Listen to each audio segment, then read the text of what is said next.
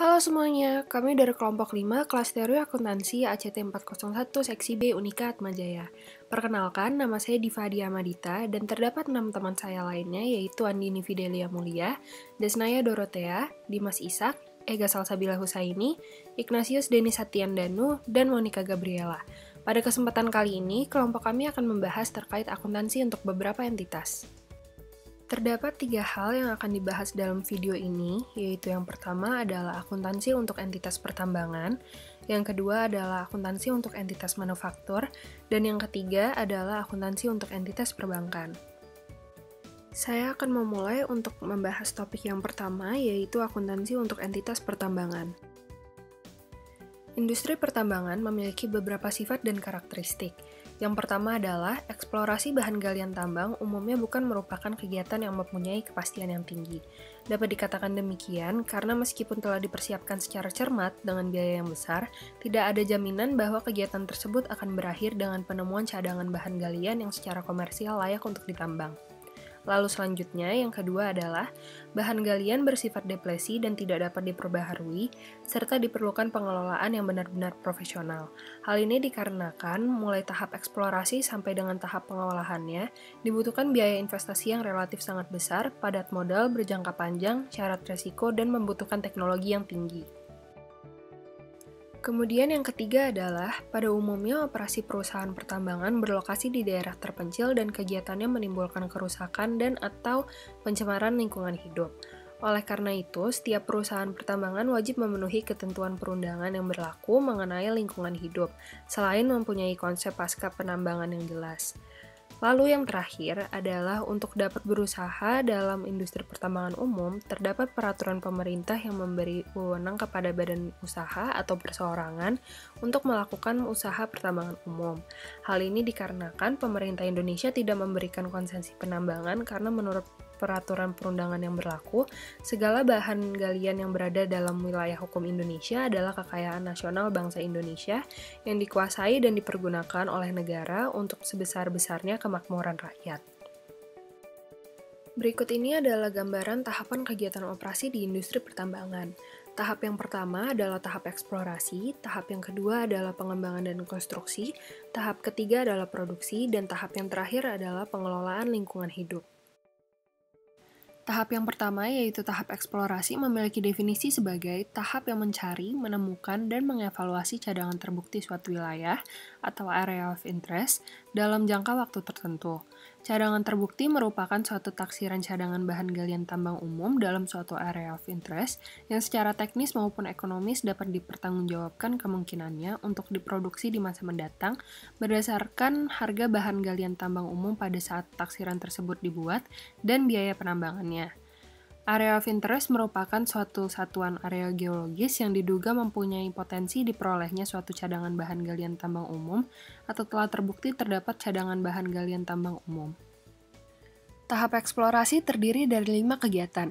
Yang pertama adalah penyelidikan umum, yaitu merupakan penyelidikan secara geologi umum atau geofisik yang dilakukan di daratan, di perairan, dan atau dari udara dengan maksud untuk membuat peta geologi umum atau untuk menetapkan tanda-tanda adanya bahan galian.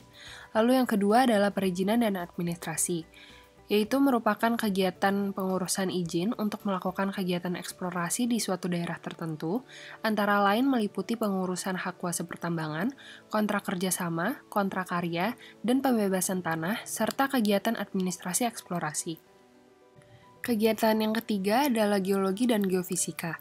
Kegiatan geologi meliputi pekerjaan analisis foto udara dan pemetaan geologi permukaan tanah dengan tujuan untuk memetakan penyebaran mineral. Geofisika merupakan suatu teknologi eksplorasi dengan menggunakan sifat-sifat fisik batuan yang diselidiki untuk tujuan memperoleh data di bawah permukaan tanah. Lalu yang keempat adalah pemboran eksplorasi. Pemboran digunakan untuk mengetahui data endapan di bawah permukaan tanah secara rinci. Melalui pemeriksaan laboratorium atas contoh bor dapat diketahui jenis dan kadar batuan. Hasil pemboran beberapa lubang dapat dikorelasikan untuk batuan-batuan yang sejenis dan dapat pula dihitung besarnya cadangan bahan galian tambang umum. Lalu kegiatan yang terakhir adalah evaluasi. Evaluasi merupakan kegiatan untuk mengungkap apakah suatu cadangan secara teknis layak untuk ditambang dan mempunyai nilai komersial. Kegiatan pada tahap ini meliputi penentuan jumlah atau besarnya dan kadar cadangan, penganalisisan dampak lingkungan, perizinan yang dibutuhkan, metode pengembangan, proses pengolahan, survei mengenai transportasi prasarana yang dibutuhkan, anggaran yang dibutuhkan, serta nilai pasar cadangan dan rencana produksi. Berikut ini adalah jenis biaya pokok kegiatan eksplorasi. Pada kegiatan penyelidikan umum, terdapat biaya studi literatur, biaya perolehan data satelit dan foto udara, biaya pemetaan geologi, biaya pengambilan contoh, dan biaya analisis contoh permukaan. Lalu pada kegiatan perizinan dan administrasi, terdapat biaya perolehan kuasa pertambangan, biaya perolehan kontrak kerjasama, biaya perolehan kontrak karya, biaya pembebasan tanah atau tanam tumbuh, dan biaya administrasi eksplorasi. Lalu pada kegiatan geologi dan geofisika, yang pertama itu ada biaya Site Looking Air Radar atau SLAR, lalu ada biaya geologi lapangan, biaya geologi kimia seperti analisis pengujian laboratorium, ada juga biaya penyelidikan gravitasi, biaya penyelidikan magnetik, dan yang terakhir itu biaya penyelidikan seismik. Pada kegiatan pemboran eksplorasi, terdapat biaya persiapan lahan, seperti pembuatan jalan masuk ke lokasi pemboran, lalu ada biaya pemboran, seperti biaya untuk peralatan bor, biaya mobilisasi dan demobilisasi, biaya pengujian dan perampungan, dan biaya logistik selama kegiatan pemboran. Lalu pada kegiatan evaluasi, terdapat biaya untuk kegiatan evaluasi. Terdapat 8 perlakuan akuntansi yang harus diterapkan dalam tahap eksplorasi. Yang pertama adalah biaya yang timbul dari kegiatan eksplorasi dan evaluasi di area of interest wajib dibebankan pada periode berjalan, namun dapat ditangguhkan jika memenuhi salah satu kondisi di bawah ini. Yang pertama, izin untuk melaksanakan eksplorasi di area of interest tersebut masih berlaku, dan kegiatan eksplorasinya pada tanggal neraca belum selesai, serta kegiatan eksplorasi yang signifikan dalam area of interest terkait masih terus berlangsung. Yang kedua, izin untuk melaksanakan kegiatan pertambangan di area of interest tersebut masih berlaku dan dapat dibuktikan bahwa biaya eksplorasi yang terjadi diharapkan dapat diperoleh kembali dari hasil produksi cadangan terbukti yang bersangkutan, atau dari hasil yang akan diperoleh bila mana hak penambangannya dipindah tangankan atau dialihkan kepada pihak lain. Lalu yang kedua, biaya penyusutan aktiva tetap yang mendukung kegiatan eksplorasi dialokasikan sebagai biaya eksplorasi. Yang ketiga, biaya untuk penyelidikan umum yang tidak secara khusus terkait dengan program eksplorasi tertentu dibebankan pada periode berjalan. Yang keempat, biaya bunga yang timbul dari pendanaan kegiatan eksplorasi ditangguhkan dengan mengacu pada PSAK 26. Yang kelima, biaya umum dan administrasi yang berkaitan langsung dengan kegiatan eksplorasi juga ditangguhkan sebagai biaya eksplorasi yang ditangguhkan. Yang keenam, pendapatan lain-lain yang diperoleh dan berhubungan dengan kegiatan eksplorasi harus dikurangkan dari biaya eksplorasi yang ditangguhkan. Yang ketujuh, biaya eksplorasi yang ditangguhkan akan diamortisasi. Dan yang kedelapan, nilai tunai dari biaya eksplorasi yang ditangguhkan harus ditaksir dan dilaporkan. Untuk materi selanjutnya akan dijelaskan oleh Dimas Ishak. Saya Dimas Ishak akan melanjutkan penjelasan terkait dengan penyajian laporan keuangan untuk kegiatan usaha eksplorasi. Jadi, jumlah biaya eksplorasi yang dibebankan pada periode berjalan, atau selain biaya amortisasi atas biaya eksplorasi yang ditangguhkan, akan disajikan sendiri sebagai beban eksplorasi dalam laporan laba rugi. Kemudian, biaya yang ditangguhkan atas kegiatan eksplorasi akan disajikan sebagai biaya eksplorasi yang ditangguhkan. Kemudian pengungkapan catatan laporan keuangan. Jadi hal-hal yang wajib diungkapkan dalam catatan laporan keuangan itu adalah yang pertama, kebijakan akuntansi yang berhubungan dengan dasar penentuan yang terdiri dari A. Biaya eksplorasi yang ditangguhkan atas kegiatan eksplorasi yang masih berjalan dengan penjelasan mengenai jangka waktu kontrak untuk area of interest yang bersangkutan, dan yang kedua adalah biaya eksplorasi yang ditangguhkan atas kegiatan eksplorasi yang sudah menemukan adanya cadangan terbukti dengan penjelasan bahwa amortisasinya baru akan dilakukan saat produksi dimulai. Kemudian yang kedua, adanya dalam penyajian, biaya eksplorasi yang ditangguhkan harus dibedakan menjadi yang pertama, atas kegiatan eksplorasi yang masih berjalan, dan yang kedua, atas kegiatan eksplorasi yang telah menemukan cadangan terbukti. Kemudian yang ketiga, itu adanya jika terdapat lebih dari satu area of interest, maka biaya eksplorasi yang ditangguhkan harus dirincikan untuk setiap area of interest. Dan yang terakhir, jumlah dan alasan dari pembebanan biaya eksplorasi pada periode berjalan.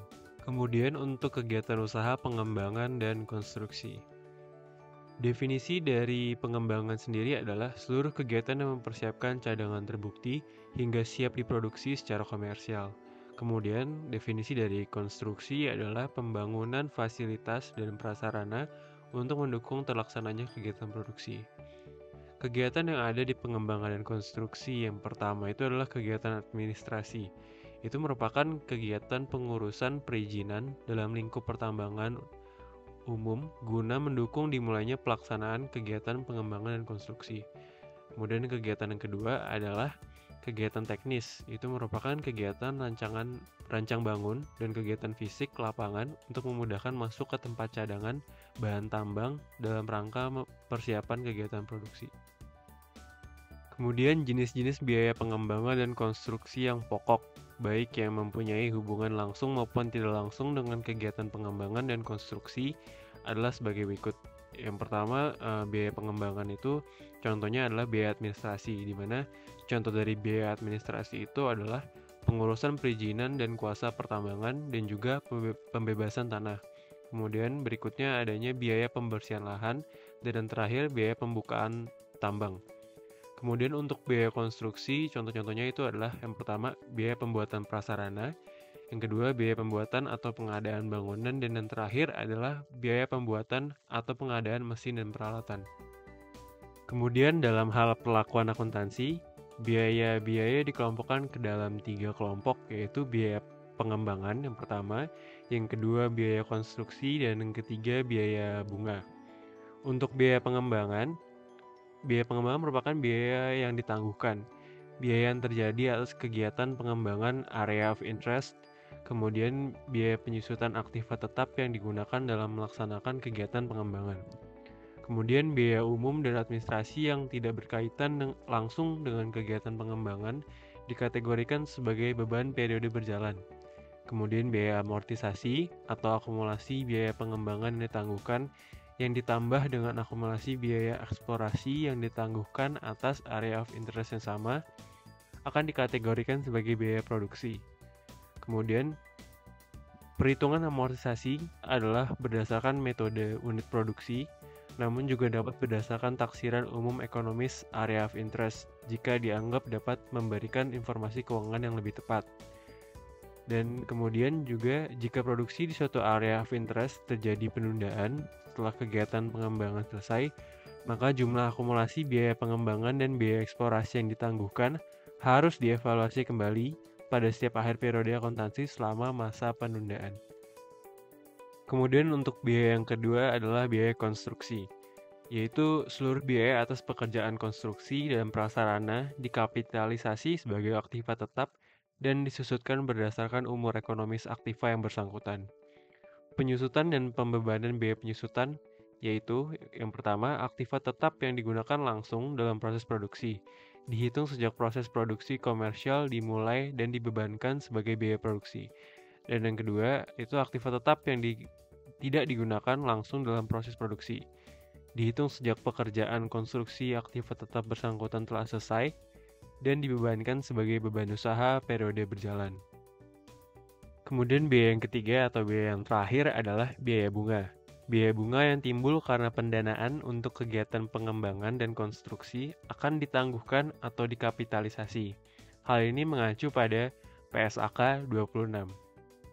Kemudian, untuk penyajian laporan keuangan atas kegiatan usaha pengembangan dan konstruksi. Dalam neraca, biaya pengembangan yang ditangguhkan dan biaya eksplorasi yang ditangguhkan disajikan menjadi satu sebagai biaya eksplorasi dan pengembangan yang ditangguhkan. Pada periode akuntansi ketika produksi komersial telah dimulai, biaya eksplorasi dan pengembangan yang ditangguhkan disajikan sebesar jumlah neto. Jumlah penurunan atau write-down atas evaluasi kembali biaya eksplorasi dan pengembangan yang ditangguhkan akan disajikan dalam laporan laba rugi sebagai penurunan nilai biaya eksplorasi dan pengembangan yang ditangguhkan. Biaya pekerjaan konstruksi dan prasarana yang masih dalam proses akan disajikan sebagai pekerjaan konstruksi dalam penyelesaian. Selanjutnya akan dijelaskan oleh teman saya, Monica. Saya, Monica Gabriela, akan melanjutkan menjelaskan terkait akuntansi untuk pertambangan. Pengungkapan catatan laporan keuangan. Hal-hal berikut yang wajib diungkapkan dalam catatan laporan keuangan. Yang pertama, kebijakan akuntansi yang berhubungan dengan dasar penentuan ditangguhkannya biaya pengembangan dan kapitalisasi biaya pekerjaan konstruksi dan prasarana, dan metode amortisasi dan penyusutan yang digunakan dengan penjelasan jangka waktu perizinan penambangan dan taksiran umur ekonomis tambang. Yang kedua, biaya eksplorasi dan pengembangan yang ditangguhkan saat terjadi penundaan masa produksi. Alasan terjadinya penundaan, amortisasi belum diperhitungkan karena belum ada nilai produksi, jumlah penurunan atau write-down akibat evaluasi kembali, beserta metode dan asumsi yang digunakan dalam perhitungan penurunan nilai tersebut. Yang ketiga, ada biaya pengembangan yang ditangguhkan atas kegiatan pengembangan yang masih berjalan. Dan yang terakhir, rincian biaya eksplorasi dan pengembangan yang ditangguhkan dari setiap area of interest jika terdapat lebih dari satu area of interest. Selanjutnya ada produksi. Definisi dari produksi yaitu seluruh kegiatan mulai dari pengangkutan bahan galian dari cadangan terbukti ke permukaan bumi sampai siap dipasarkan, dimanfaatkan, atau diolah lebih lanjut. Kegiatan produksi penambangan meliputi yang pertama, pengupasan lapisan tanah selama masa produksi meliputi kegiatan penggaruan atau dorong, gali atau muat, dan pengangkutan tanah dari lokasi penggalian ke lokasi penimbunan atau lokasi lainnya. Yang kedua, pengambilan bahan galian dengan cara yang sesuai dengan sifat dan karakteristik bahan galian tambang yang bersangkutan, seperti penggalian, penyemprotan dengan air, penggunaan alat-alat berat, pengurukan dengan menggunakan kapal keruk, dan peledakan. Yang ketiga, pencucian bahan galian adalah kegiatan untuk membersihkan dan memisahkan bahan galian dengan mineral atau bahan galian ikutan lainnya, seperti tanah, abu, lempung, pasir, belerang, lumpur, atau mineral pengotor lainnya. Dan yang terakhir, pengangkutan bahan galian dari lokasi penambangan ke stasiun pengumpul dilakukan dengan menggunakan peralatan seperti belt conveyor, lori pengangkut, dump truck, tongkang, atau kapal. Jenis biaya pokok kegiatan produksi. Jenis-jenis biaya penambangan yang pokok, baik yang mempunyai hubungan langsung maupun tidak langsung dengan kegiatan produksi tersebut adalah sebagai berikut. Yang pertama, pengupasan lapisan tanah atau stripping selama masa produksi. Biaya yang terjadi dalam pengupasan lapisan tanah antara lain biaya pengupasan tanah, biaya penyediaan lahan untuk penimbunan tanah, dan biaya penimbunan tanah hasil pengupasan. Yang kedua, pengambilan bahan galian. Biaya-biaya yang terjadi dalam pengambilan bahan galian antara lain biaya penggalian, biaya penyemprotan, biaya pengerukan atau biaya peledakan, dan penimbunan bahan galian. Yang ketiga, pencucian bahan galian. Biaya-biaya yang terjadi dalam pencucian bahan galian antara lain biaya pembersihan dan pemisahan bahan galian utama dari bahan galian ikutannya, dan biaya pembentukan ukuran atau besarnya bahan galian sesuai yang ditetapkan perusahaan. Yang keempat, pengangkutan bahan galian merupakan biaya yang terjadi untuk mengangkut bahan galian tambang umum dari lokasi penambangan ke stasiun pengumpul. Dan yang terakhir, pengelolaan lingkungan hidup merupakan biaya untuk pengelolaan lingkungan hidup di sekitar lokasi penambangan. Perlakuan akuntansi pada akuntansi untuk pertambangan.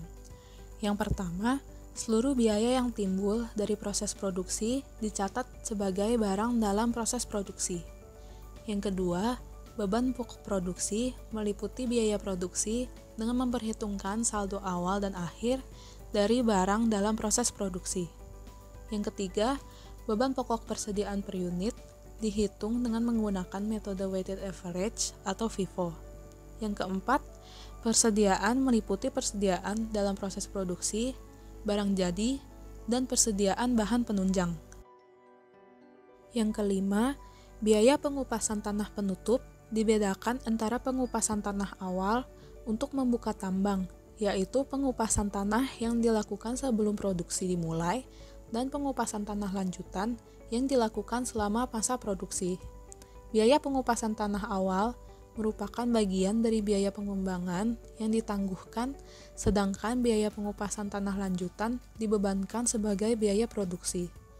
Yang keenam, biaya pengupasan tanah lanjutan dibebankan sebagai biaya produksi berdasarkan rasio rata-rata tanah penutup dan rasio aktual tanah penutup. Yang ketujuh, bila terjadi perubahan atas rasio rata-rata tanah penutup, perubahan tersebut merupakan perubahan estimasi.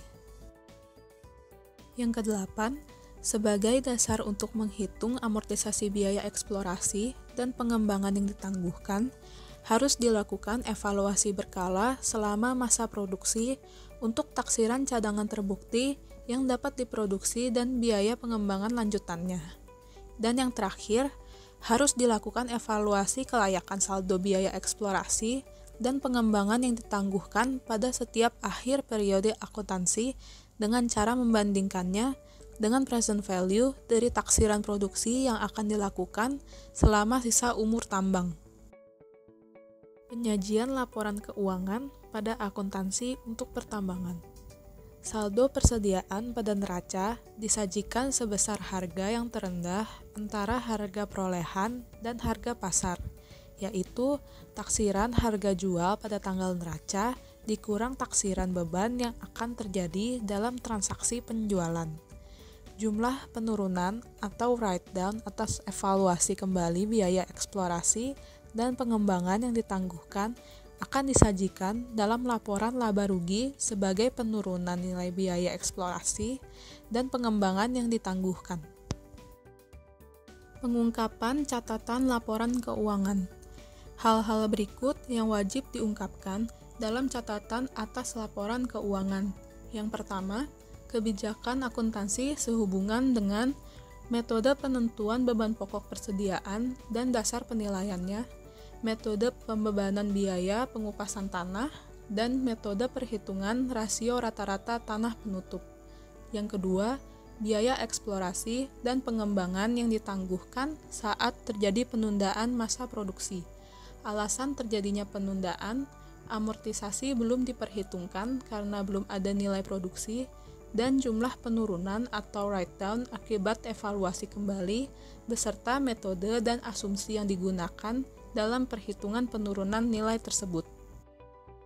Yang ketiga, jumlah biaya pengupasan tanah yang ditangguhkan dan penjelasan terkait perbedaan rasio aktual tanah penutup dan rasio rata-rata tanah.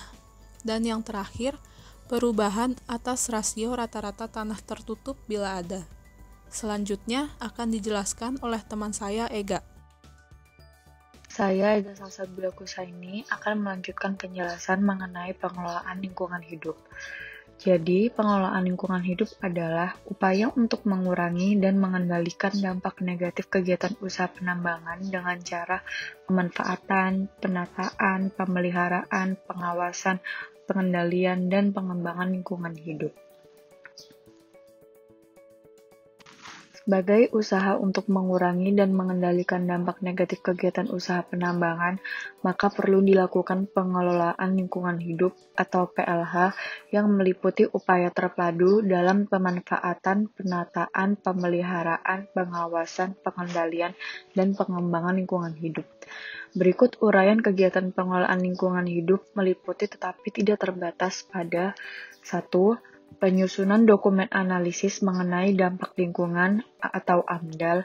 Yang kedua, pencegahan pencemaran sungai oleh air hasil penirisan tambang. Yang ketiga, pengaturan bentuk lahan disesuaikan dengan kondisi topografi dan hidrologis tempat. Kegiatan ini tuh meliputi pengaturan bentuk lereng dan pengaturan saluran pembuangan air. Yang keempat, pengelolaan tanah lapisan atas. Yang kelima, revegetasi. Yang keenam, pengendalian erosi. Yang ketujuh, pencegahan pencemaran akibat debu. Yang ke-8, pencegahan kelongsoran. Yang ke-9, penelitian tanah dan tanaman. Yang ke-10, pemantauan kualitas air. Yang ke-11, pemantauan kualitas udara. Yang ke-12, pemantauan kualitas tanah di dumping area. Yang ke-13, pemantauan luas lokasi vegetasi yang rusak dan telah direvegetasi. Yang ke-14, pemantauan keberhasilan usaha pengendalian dan pengelolaan lingkungan yang dilakukan. Yang ke-15, pemantauan laju erosi.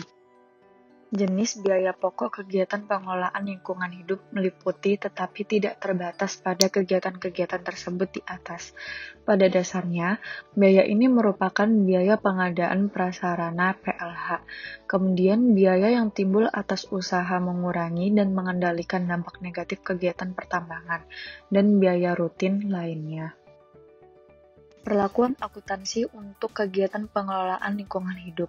Yang pertama, biaya pengadaan prasarana PLH dikapitalisasikan sebagai aktiva tetap dan disusutkan sesuai umur ekonomisnya. Yang kedua, taksiran kewajiban PLH diakru jika terdapat bukti kuat bahwa telah timbul kegiatan pada tanggal neraca akibat kegiatan yang telah dilakukan dan terdapat dasar yang wajar untuk menghitung jumlah kewajiban yang timbul. Yang ketiga, taksiran biaya untuk PLH yang timbul sebagai akibat kegiatan eksplorasi dan pengembangan diakru dengan mendebit biaya PLH yang ditangguhkan dan mengkredit kewajiban PLH. Biaya yang ditangguhkan ini akan diamortisasi pada saat mulainya produksi komersial. Biaya amortisasinya dibukukan sebagai biaya produksi. Yang keempat, taksiran biaya PLH yang timbul sebagai akibat kegiatan produksi tambang dibebankan sebagai biaya produksi dengan mengkreditkan kewajiban PLH. Yang kelima, pembayaran atas kewajiban PLH selama tahun berjalan dibukukan sebagai pengurang taksiran kewajiban PLH. Yang keenam, pada tanggal neraca, jumlah taksiran kewajiban PLH harus dievaluasi kembali untuk menentukan apakah jumlah akrualnya telah memadai. Yang ketujuh, selisih yang timbul dari jumlah pengurangan PLH aktual pada tahun berjalan lebih besar dari jumlah akrual yang dibentuk akan dibebankan ke biaya produksi pada periode saat kelebihan tersebut timbul. Penyajian laporan keuangan. Taksiran kewajiban PLH disajikan di neraca sebesar jumlah kewajiban yang telah diakru setelah dikurangi dengan jumlah pengeluaran yang sesungguhnya terjadi. Pada pengungkapan, hal-hal berikut ini wajib diungkapkan dalam catatan atas laporan keuangan. Kebijakan akuntansi sehubungan dengan perlakuan akuntansi atas pembebanan biaya PLH, metode amortisasi atas biaya PLH yang ditangguhkan, dan metode penyusutan prasarana PLH. Kemudian, mutasi taksiran kewajiban PLH selama tahun berjalan dengan menunjukkan saldo awal, penyisihan yang dibentuk, pengeluaran sesungguhnya, dan saldo akhir. Kegiatan PLH yang telah dilaksanakan dan yang sedang berjalan, dan kewajiban bersyarat sehubungan dengan PLH dan kewajiban bersyarat lainnya sebagaimana diatur dalam standar akuntansi keuangan. Selanjutnya akan dijelaskan oleh teman saya, Andini. Saya, Andini Fidelia Mulia, akan melanjutkan menjelaskan mengenai akuntansi untuk entitas manufaktur. Karakteristik perusahaan manufaktur. Perusahaan manufaktur adalah perusahaan yang kegiatannya mengolah bahan baku menjadi barang jadi, kemudian menjual barang jadi tersebut. Kegiatan khusus dalam perusahaan manufaktur adalah pengolahan bahan baku menjadi barang jadi. Kegiatan ini sering disebut proses produksi. Lalu, bidang akuntansi yang mengenangani masalah produksi tersebut adalah akuntansi biaya atau cost accounting. Tujuannya adalah menetapkan beban pokok produksi barang jadi. Berikut adalah kegiatan produksi industri manufaktur. Ini adalah alurnya. Di sini ada bahan baku, tenaga kerja langsung, dan biaya manufaktur. Lalu dilakukan proses produksi dan menjadi barang jadi. Lalu jenis biaya pada proses produksi. Jadi, pada proses produksi, bahan baku tersebut dikombinasikan dengan bahan pembantu lainnya dan didukung oleh biaya variabel atau variable cost dan biaya tetap atau fixed cost. Biaya tetap adalah biaya yang tidak tergantung pada jumlah barang yang diproduksi.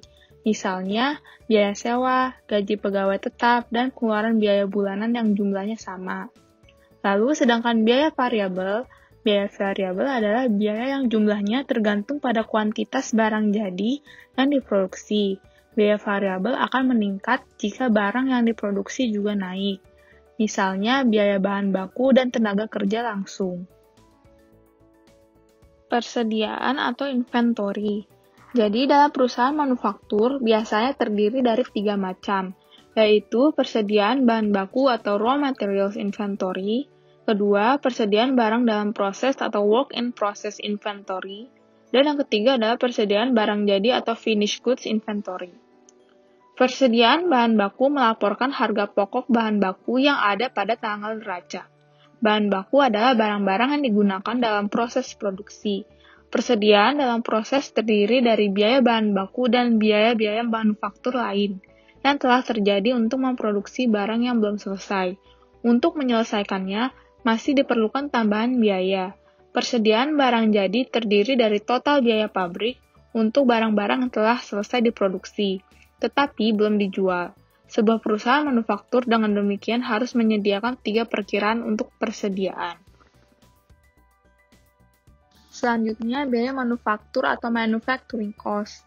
Biaya-biaya yang terjadi dalam perusahaan manufaktur selama suatu periode disebut dengan biaya manufaktur atau manufacturing cost, atau lebih dikenal dengan biaya pabrik. Biaya ini digunakan untuk menyelesaikan barang yang masih sebagian selesai di awal periode, barang-barang yang dimasukkan dalam proses produksi periode itu, dan barang-barang yang baru dapat diselesaikan sebagian di akhir periode. Pada dasarnya, biaya pabrik dapat dikelompokkan menjadi 3, yaitu yang pertama biaya bahan baku atau raw materials cost, yaitu biaya untuk bahan-bahan yang dapat dengan mudah dan langsung diidentifikasikan dengan barang jadi. Contoh bahan baku adalah kayu bagi perusahaan mebel. Yang kedua adalah biaya tenaga kerja langsung atau direct labor cost. Adalah biaya untuk tenaga kerja yang menangani secara langsung proses produksi atau yang dapat diidentifikasikan langsung dengan barang jadi. Contoh buruh langsung adalah tukang kayu dalam perusahaan mebel. Yang ketiga adalah biaya overhead pabrik atau overhead cost. Adalah biaya-biaya pabrik selain bahan baku dan tenaga kerja langsung. Biaya ini tidak dapat diidentifikasikan secara langsung dengan barang yang dihasilkan. Contoh biaya overhead pabrik adalah 1. Bahan pembantu atau bahan tidak langsung atau indirect materials. Misalnya perlengkapan pabrik, yaitu mur, baut, dan pelitur dalam perusahaan mebel. Yang kedua ada tenaga kerja tidak langsung atau indirect labor, yaitu tenaga kerja yang pekerjaannya tidak dapat diidentifikasikan secara langsung dengan barang yang dihasilkan, misalnya gaji mandor. Yang ketiga adalah pemeliharaan dan perbaikan atau maintenance and repair. Yang keempat adalah listrik, air telepon, dan lain-lain. Biaya produksi atau production cost adalah biaya yang dibebankan dalam proses produksi selama suatu periode. Biaya ini terdiri dari persediaan barang dalam proses awal ditambah biaya pabrikasi atau manufacturing cost. Kemudian dikurangi dengan persediaan barang dalam proses akhir. Biaya pabrikasi adalah semua biaya yang berhubungan dengan proses produksi. 3 komponen biaya yang terdapat dalam biaya produksi adalah biaya bahan baku, biaya tenaga kerja langsung, dan biaya overhead. Biaya overhead adalah semua biaya pabrikasi yang bersifat tidak langsung, termasuk biaya-biaya yang dibebankan pada persediaan dalam proses pada akhir periode. Biaya overhead ini seringkali tidak dapat diatribusikan pada masing-masing unit produk yang dikerjakan secara spesifik. Karena biaya ini biasanya dinikmati secara selama proses produksi berlangsung. Dalam situasi tertentu dapat pula disebut sebagai biaya bersama atau common cost. Biaya bahan baku langsung dan tenaga kerja langsung sering pula disebut sebagai biaya utama atau prime cost, yaitu biaya yang merupakan komponen utama dari produk yang dibuat dan dapat dengan mudah diatribusikan pada masing-masing unit produk yang dikerjakan atau dibuat. Biaya tenaga kerja langsung dan biaya overhead sering pula disebut dengan biaya konversi atau conversion cost, yaitu biaya yang dikeluarkan atau terjadi sehingga bahan baku dapat diubah menjadi produk jadi. Kelompok biaya lain selain biaya produksi adalah biaya periode atau period cost, yaitu biaya non-pabrikasi yang dikeluarkan atau terjadi selama periode berjalan dalam rangka operasional perusahaan. Biaya ini dapat dibagi menjadi dua kelompok, yaitu beban penjualan atau pemasaran dan beban-beban administratif. Klasifikasi biaya yang berbeda ini dilakukan agar dapat mengukur kinerja atau prestasi masing-masing bagian secara lebih fair.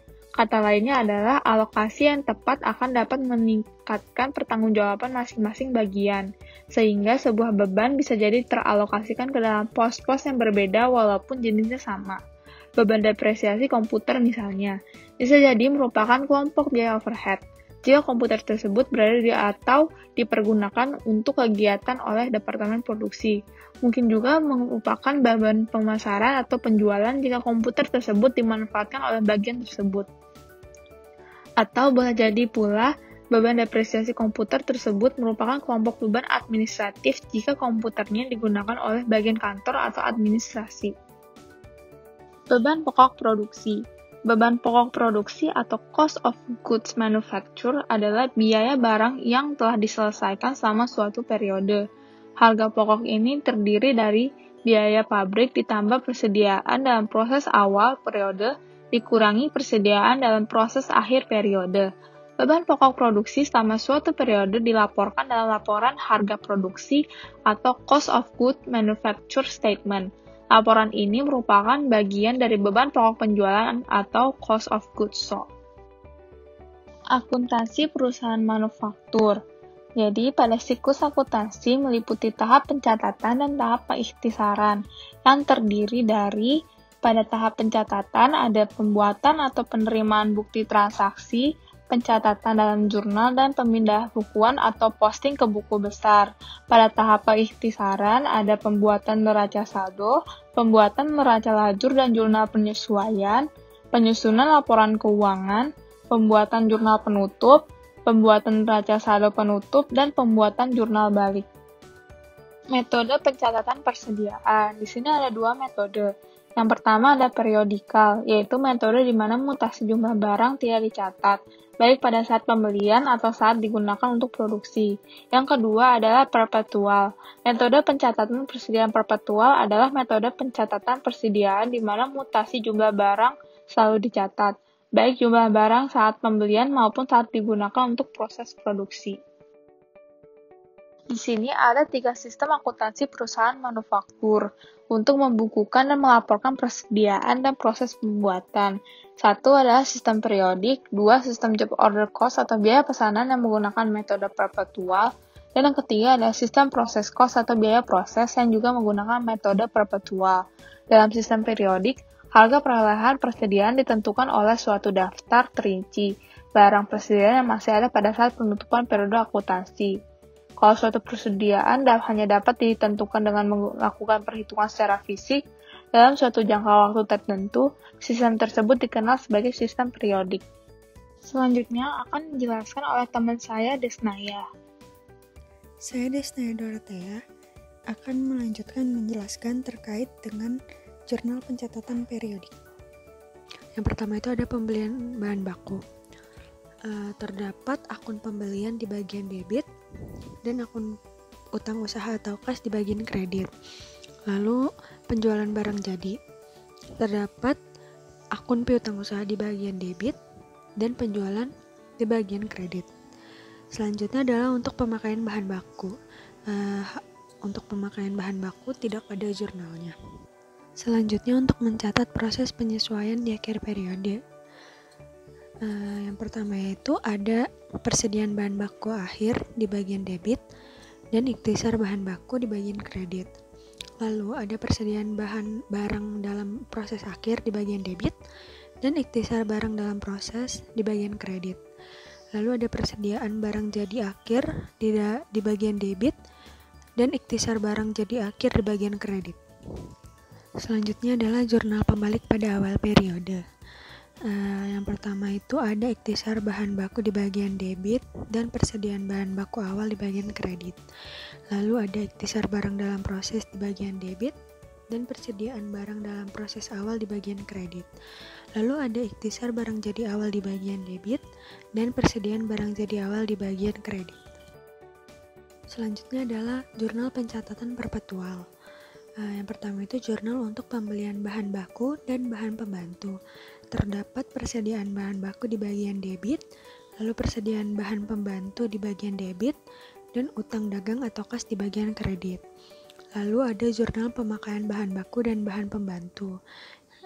Terdapat BDP, biaya bahan baku di bagian debit, lalu ada persediaan bahan baku di bagian kredit. Lalu ada BDP overhead pabrik, bahan pembantu di bagian debit, dan persediaan bahan pembantu di bagian kredit. Selanjutnya, jurnal untuk pemakaian atau pencatatan biaya upah dan overhead. Terdapat BDP upah langsung di bagian debit dan utang gaji atau upah di bagian kredit. Selanjutnya, terdapat BDP overhead pabrik aktual di bagian debit dan persediaan bahan pembantu di bagian kredit, dan juga terdapat utang biaya atau kas di bagian kredit. Selanjutnya, untuk mencatat jurnal laporan barang hasil jadi produksi. Ada persediaan barang jadi di bagian debit, lalu ada BDP biaya bahan baku, BDP upah langsung, dan BDP overhead pabrik di bagian kredit. Selanjutnya, mencatat laporan barang dalam proses akhir periode. Terdapat persediaan barang dalam proses di bagian debit, lalu terdapat BDP biaya bahan baku, BDP upah langsung, BDP overhead pabrik di bagian kredit. Selanjutnya adalah akuntansi untuk entitas perbankan. Untuk entitas perbankan menggunakan PAPI atau Pedoman Akuntansi Perbankan Indonesia, yang kemudian pada pelaksanaan kegiatan akuntansi dihubungkan dengan PSAK 71 yang menjelaskan tentang instrumen keuangan, di mana membuat aturan kepada perusahaan untuk membuat pencadangan kerugian. Pertama-tama akan dijelaskan prinsip akuntansi perbankan. Yang pertama itu ada pencatatan biaya berbasis akrual. Biaya terbesar pada bank adalah biaya dana, di mana transaksi untuk biaya dana dilakukan setiap hari.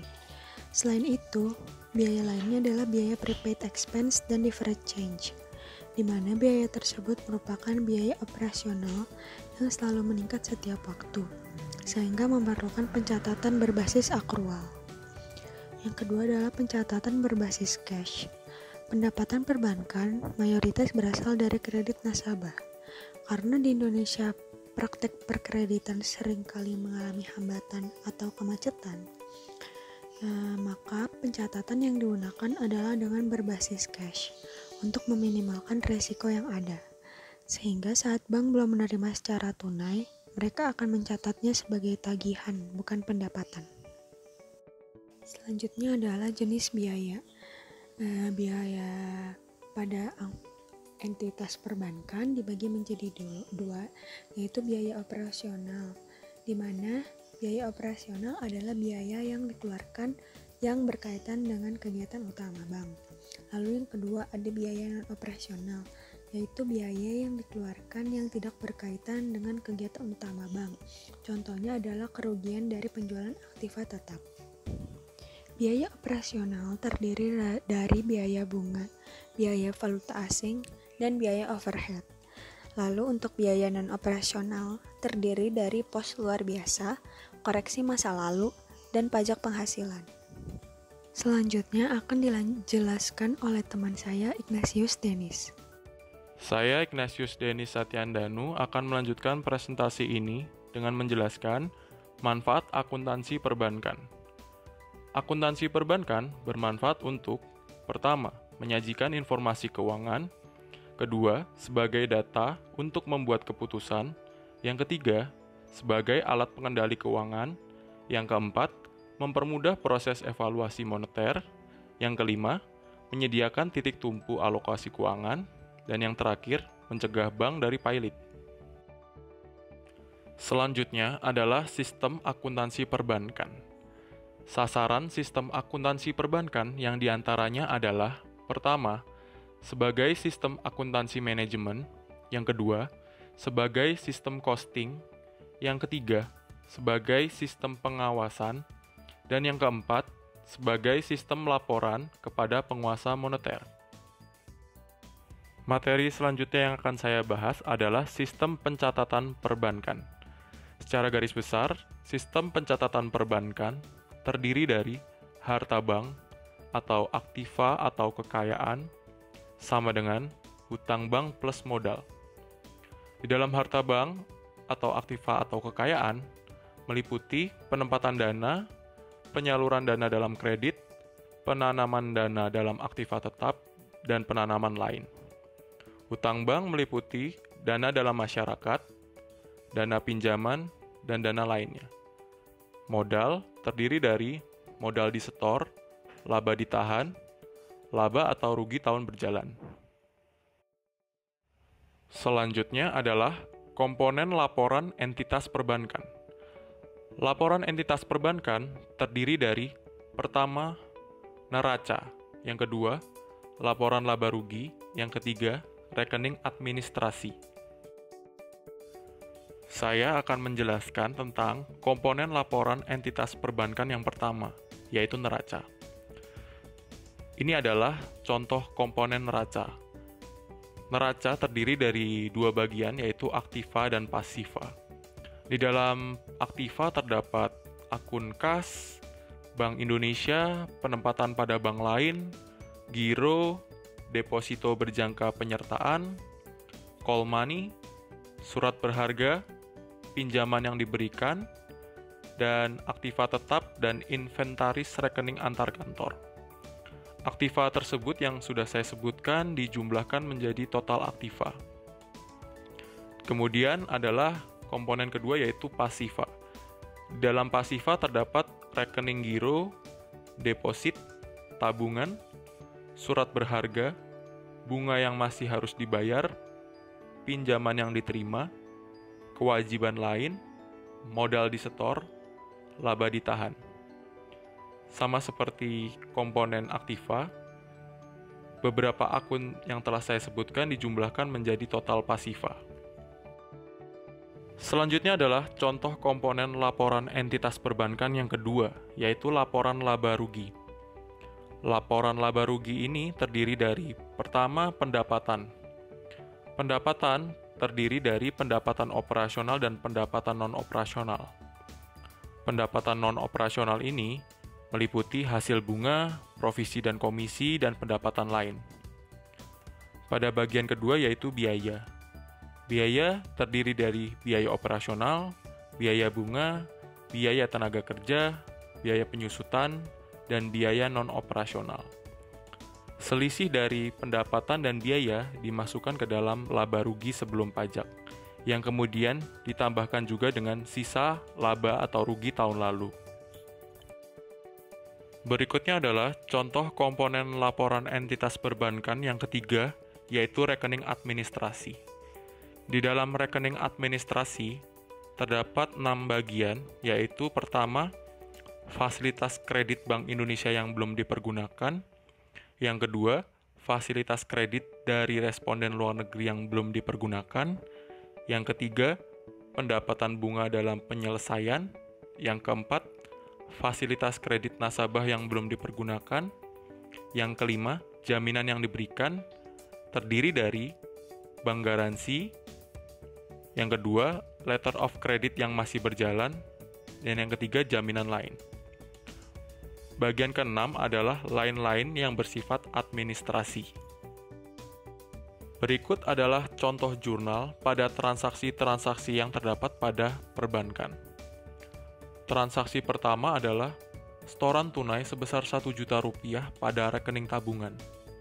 Jurnalnya adalah pada sisi debit ada akun kas sebesar Rp1.000.000 dan sisi kredit adalah akun tabungan sebesar Rp1.000.000.